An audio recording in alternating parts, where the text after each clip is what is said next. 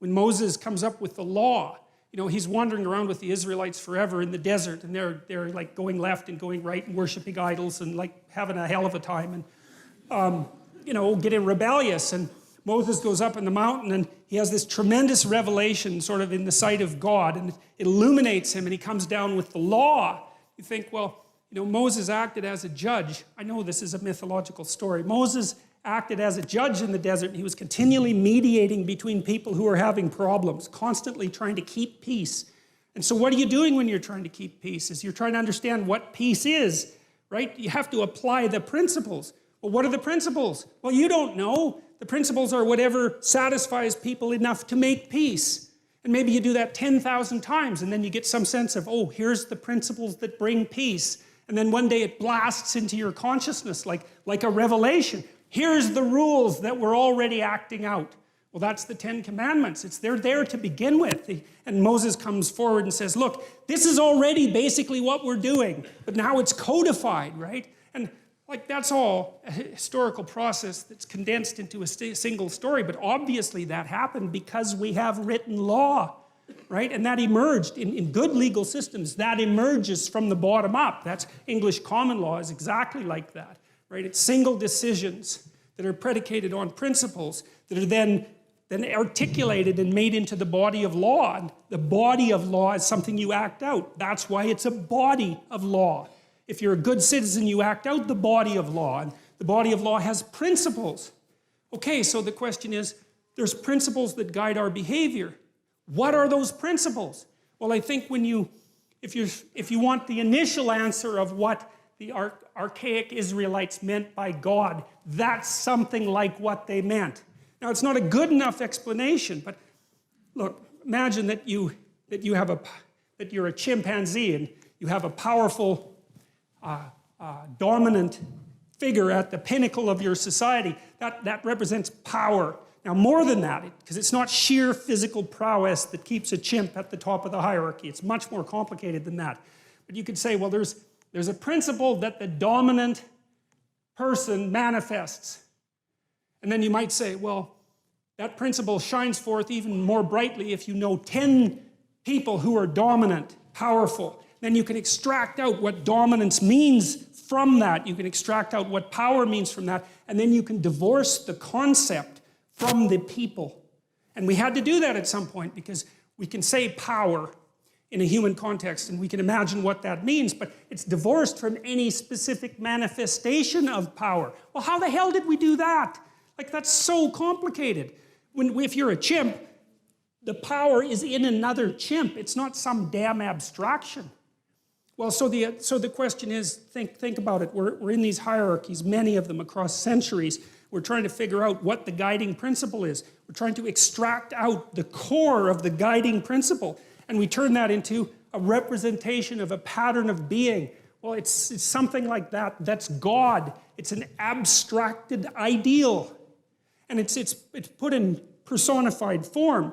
It manifests itself in personified form, but that's okay because what we're trying to get at is in some sense, the essence of what it means to be a properly functioning and properly functioning, properly social, and properly competent individual. We're trying to figure out what that means.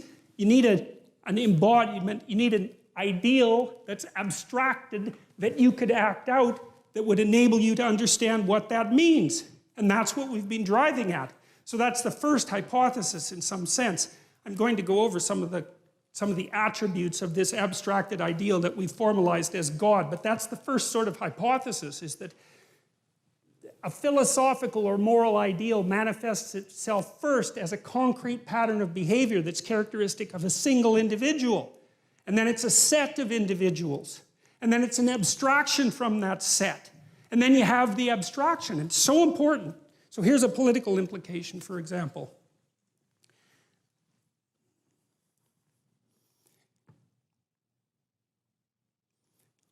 One of the debates, we might say, between early Christianity and the late Roman Empire was whether or not an emperor could be God, literally, right? To be deified, to be put in a temple. And you can see why that might happen, because that's someone at the pinnacle of a very steep hierarchy who has a tremendous amount of power and influence. But the Christian response to that was never confuse the specific sovereign with the principle of sovereignty itself. It's brilliant. You see how difficult it is to come up with an idea like that, so that even the person who has the power is actually subordinate to something else. Subordinate to, let's call it a divine principle, for lack of a better word. So that even the king himself is subordinate to the principle. And we still believe that because we believe that our president, our prime minister, is subordinate to the damn law, whatever the body of law, right? There's a principle inside that even the leader is subordinate to. And without that, you could argue you can't even have a civilized society, because your leader immediately turns into something that's transcendent and all-powerful. And I mean, that's certainly what happened in the Soviet Union and what happened in Maoist China and what happened in Nazi Germany, because there was nothing for the powerful to subordinate themselves to. You're supposed to be subordinate to God. So what does that mean? Well, we're going to tear that idea apart, but partly what it means is that you're subordinate, even if you're sovereign, to the principle of sovereignty itself. And then the question is, what the hell is the principle of sovereignty? And I could say we have been working that out for a very long period of time. And so that's one of the things that we'll talk about, because the ancient Mesopotamians and the ancient Egyptians had some very interesting, dramatic ideas about that. So, just for example, very briefly, there was a deity known as Marduk. And Marduk, he was a Mesopotamian deity. And imagine this is sort of what happened, is that as an empire grew out of the post-Ice Age, say 15,000 years ago, 10,000 years ago, all these tribes came together, and these tribes each had their own deity, their own image of the ideal, but then they started to occupy the same territory, right? And so then one tribe had God A and one tribe had God B, and one could wipe the other one out, and then it would just be God A who wins, but that's not so good because, well, maybe you want to trade with those people, or maybe you don't want to lose half your population in a war, something like that. So then you have to have an argument about whose God is going to take priority, which ideal is going to take priority. And what seems to happen is that's represented in mythology as a battle of the gods in sort of celestial space, but from a practical perspective, it's more like an ongoing dialogue. You believe this, I believe this. You believe that, I believe this. How are we going to meld that together? So you take God A and you take God B, and maybe what you do is extract God C from them. And you say, well, God C now has the attributes of A and B. And then some other tribes come in, and then C takes them over too. And so you get, like with Marduk, for example, he has a multitude of names, 50 different names. Well, those are names, at least in part, of the subordinate gods that represented the tribes that came together to make the civilization. That's part of the process by which that abstracted ideal is abstracted. You think this is important, and it works because your tribe's alive. And you think this is important, and it works because your tribe is alive. And so we'll take the best of both if we can manage it, and extract out something that's even more abstract that covers both of us if we can do it. And one of the things that's really interesting about Marduk, I'll just give you a couple of his features, but he has eyes all the way around his head.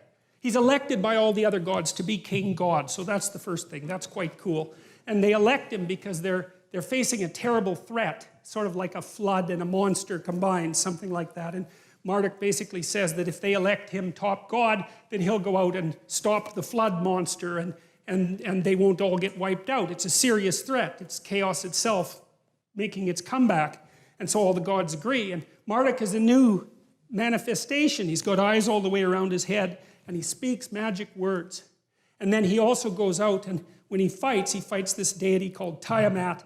And we need to know that because the word Tiamat is associated with the word Tehom, T-E-H-O-M, and Tehom is the chaos that God makes order out of at the beginning of time in Genesis. So it's linked very tightly to this story.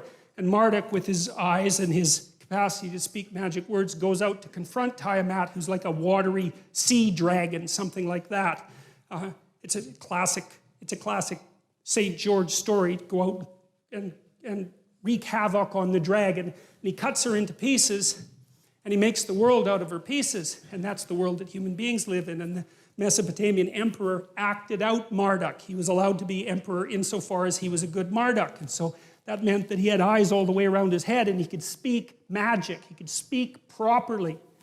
And so that we're starting to understand there at that point the essence of leadership, right? Because what's leadership? It's the capacity to see what the hell's in front of your face and maybe in every direction, and then the capacity to use your language properly in a transformative manner and to transform chaos into order. And God only knows how long it took the Mesopotamians to figure that out, and the best they could do is dramatize it, but it's staggeringly brilliant. You know, it's by no means obvious, and this chaos is a very strange thing, and this is the chaos that God wrestled with at the beginning of time.